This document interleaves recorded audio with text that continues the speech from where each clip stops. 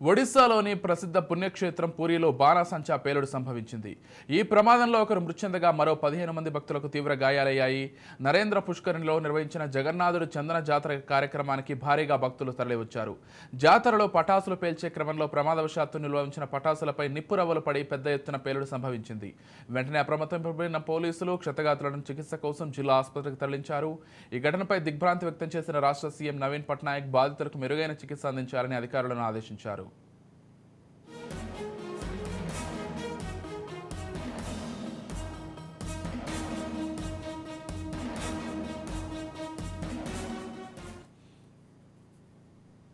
Jeedimetla PS పరిధిలో cab డ్రైవర్పై తాగుబోతు batch దాడికి పాల్పడ్డారు. హైటెక్ సిటీ నుండి సాఫ్ట్వేర్ ఉద్యోగులతో వస్తుండగా నెహ్రూ నగర్ దగ్గర కారును అడ్డగించిన దుండగులు క్యాబ్ డ్రైవర్ అనిల్ను రహదారిపై ఆపి డబ్బులు ఇవ్వమని డిమాండ్ చేశారు. డబ్బులు ఇవ్వకపోవడంతో మెడపై బ్లేడ్తో దాడి చేసి తీవ్రంగా గాయపరిచారు. ఇదే క్రమంలో క్యాబ్లో ఓ ఉద్యోగి దగ్గర సెల్ ఫోన్ లాక్కుని దుండగులు పరారయ్యారు. తీవ్ర గాయాలతో ఉన్న అనిల్ను వెంటనే సమీప హాస్పిటల్కు తరలించారు. దుండగులు నెహ్రూ నగర్ వాసులుగా గుర్తించి ముగ్గురు అదుపులోకి తీసుకున్నారు.